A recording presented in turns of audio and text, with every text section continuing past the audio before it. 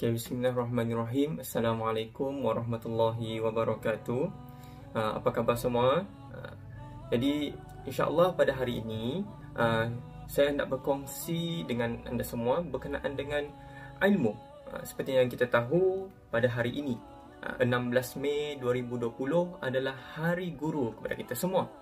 Dan sekiranya kita melihat betapa banyaknya bakti para guru mencurahkan ilmu mereka, melapangkan masa mereka untuk mendidik kita daripada sekolah sehinggalah ke IPT sekalipun, tidak kiralah di mana pun guru tersebut berbakti, sama ada di sekolah kerajaan, sekolah swasta, institut pengajian tinggi ataupun hanya melalui kuliah-kuliah di masjid, pondok, madrasah dan sebagainya. Jadi bila kita berbicara tentang ilmu, Hisham nak berkongsi berkenaan dengan beberapa kata hikmah dan juga dalil yang kita boleh renungi bersama untuk kita kekal bermotivasi untuk terus menuntut ilmu dalam kehidupan ini. Pertama, kata-kata hikmah yang pertama daripada Ibnu Abbas radhiyallahu anhu, dia telah mengatakan bahawa aku merendah diri ketika menuntut ilmu, maka aku dimuliakan ketika diminta mengajarkan ilmu. Di sini kita dapat melihat adab para sahabat yang mana ketika dia menuntut ilmu, dia akan bertawaduk, merendah diri kepada guru yang mengajar. Dan apabila kita sendiri tahu Ibnu Abbas ini antara sahabat yang sangat banyak mencurahkan ilmu mereka melalui hadis, melalui pandangan-pandangan beliau dan juga fatwa yang beliau keluarkan. Dan inilah yang dikatakan bahawa maka aku dimuliakan ketika diminta mengajarkan ilmu. Kemudian kata hikmah yang kedua daripada Abu Darda mengatakan bahawa aku mempelajari satu masalah ilmu itu lebih aku suka daripada qiyamul lail. Beliau mengatakan bahawa secara peribadi Abu Darda mengatakan bahawa menuntut ilmu tersebut adalah lebih dia cintai, lebih dia sukai daripada melakukan ibadah qiyamul lail. Kemudian kata-kata yang ketiga daripada Ibnu Mubarak, dia mengatakan, aku heran dengan orang yang tidak pernah menuntut ilmu, bagaimana dia boleh mendakwa dirinya mulia. Di sini nanti kita akan melihat dalil daripada Al-Quran, mana firman Allah Subhanahu Wa Taala menyatakan bahawa ada kaitannya dengan kata-kata Ibnu Mubarak ini. Memang bagaimana martabat sesuatu ilmu tersebut mampu mengangkat kualiti seseorang Muslim yang lebih produktif. Kemudian tidak asing lagi daripada Imam Syafi'i yang mengatakan bahawa menuntut ilmu itu lebih baik daripada melakukan ibadah sunat. Ini ulama telah mengatakan bahawa berdasarkan penelitian dan ilmu beliau, jika ditimbangkan antara menuntut ilmu dan juga ibadah sunat, maka menuntut ilmu tersebut adalah lebih mulia, lebih diutamakan, lebih menjadi keutamaan berbanding melakukan ibadah sunat. Di sini nanti kita akan melihat dalil-dalil seterusnya yang berkaitan dengan kata-kata Imam Syafi'i ini. Baiklah, jika tadi saya berkongsi berkenaan dengan kata-kata hikmah berkenaan dengan ilmu, dan kaitannya kita dengan hari ini adalah Hari Guru 16 Mei. Seterusnya, Hisham nak berkongsi berkenaan dengan 5 dalil yang sangat dekat untuk memotivasikan diri kita dalam usaha kita untuk menuntut ilmu. Dalil yang pertama berkenaan dengan kewajipan kita menuntut ilmu. Rasulullah SAW bersabda, "Talabul ilmi faridatun ala kulli muslim." Maksudnya, menuntut ilmu ini adalah fardu, kewajipan kepada setiap individu muslim. Kita telah mengetahui daripada sekolah rendah, sekolah menengah, kita mempelajari bahawa ilmu agama ini dia ada fardu ain, fardu kifayah. Jadi, fardu ini sendiri telah membawa maksud wajib, bertepatan dengan sabda Nabi tadi, iaitu menuntut ilmu ini fardu terhadap setiap individu muslim. Inilah yang saya katakan tadi berkaitan dengan kata-kata Imam Syafi'i. Menuntut ilmu itu lebih baik daripada melakukan ibadah sunat, kerana ibadah sunat adalah perkara yang digalakkan untuk kita lakukan. Sedangkan menuntut ilmu adalah faridatu ala kulli muslim. Menuntut ilmu itu adalah wajib kepada kita setiap individu muslim. Baiklah. Kemudian dalil yang kedua berkenaan dengan ilmu, orang yang berilmu diangkat darjatnya. Allah Subhanahu wa taala berfirman dalam surah Al-Mujadilah, A'udzubillahi minasyaitonirrajim. Yarfa'illahu alladhina amanu minkum walladzina utul ilma darajat. Maksudnya, Allah mengangkat dan meninggikan darjat orang-orang yang beriman. Yang pertama, qualification yang perlu ada adalah beriman. Kemudian, di antara kamu yang berilmu beberapa darjat. Bukan satu darjat, bukan dua darjat, tetapi Allah sendiri yang menetapkan beberapa darjat berdasarkan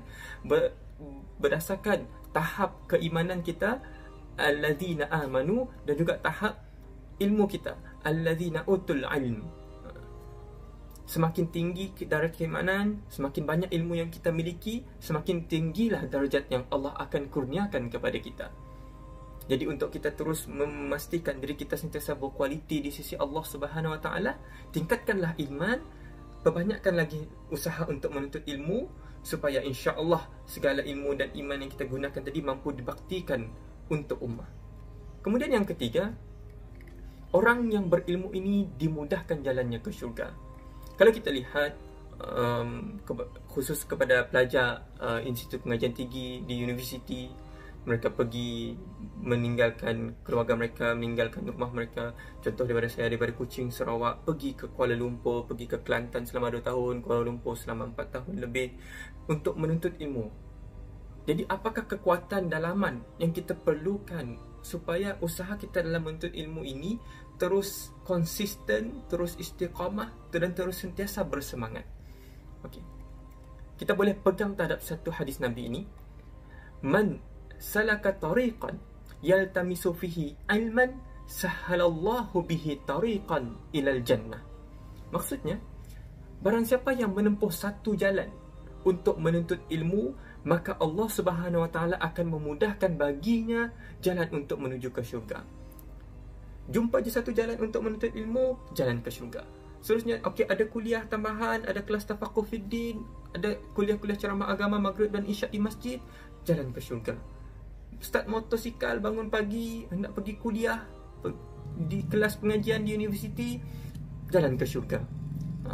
Jadi insya-Allah selagi mana ilmu tersebut adalah ilmu yang bermanfaat untuk diri, untuk keluarga, untuk agama, insya-Allah ilmu tersebut adalah ilmu yang mampu membawa kita memudahkan jalan menuju ke syurga insya-Allah.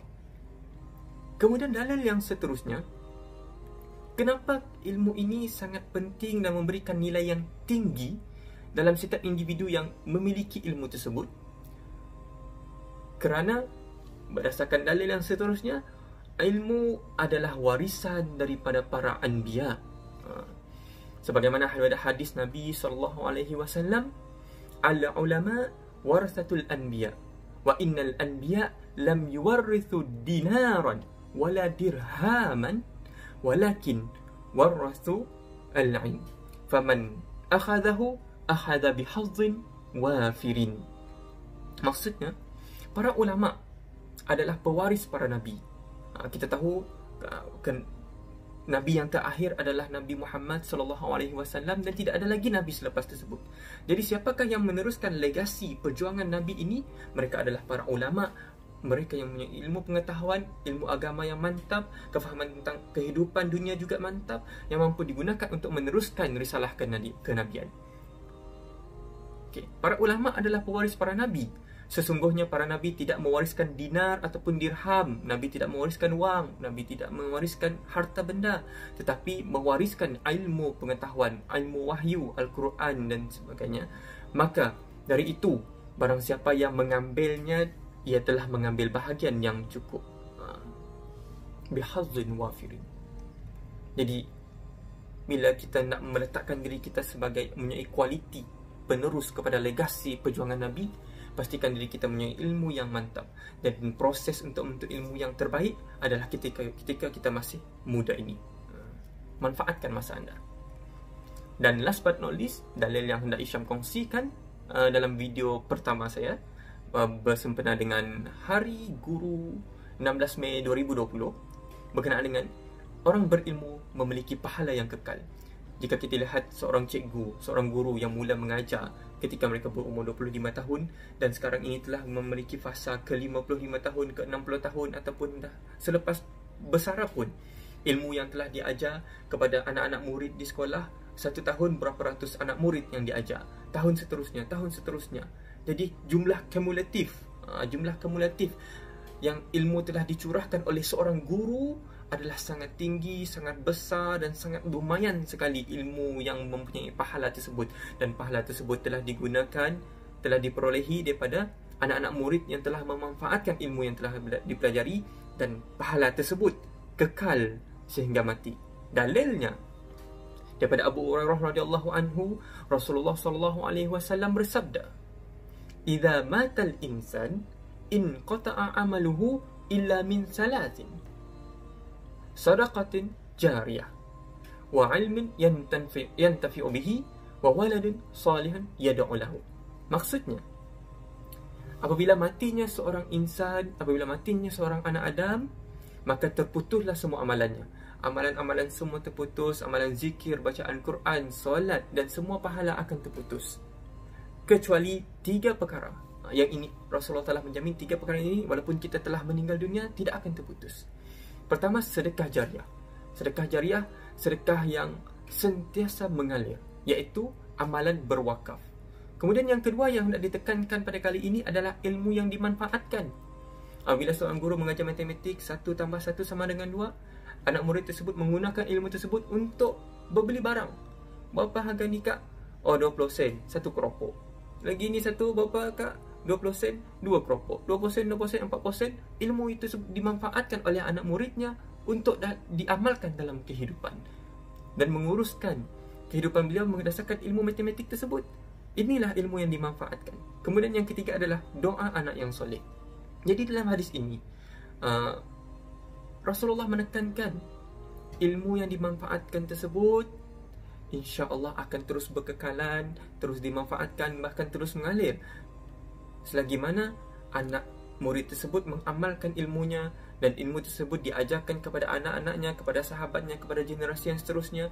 Sebab itulah apabila kita meletakkan diri kita sebagai seorang yang memberi ilmu, berkongsi ilmu dan sentiasa memperjuangkan untuk menuntut ilmu dan menggunakan ilmu tersebut untuk berbakti, insya-Allah kita sentiasa menjadi Muslim yang berkualiti, yang mempunyai produktiviti yang tinggi dan mampu memiliki dan mencapai hasrat untuk mendapat redha Allah dan juga mencapai kehidupan syurga yang hakiki.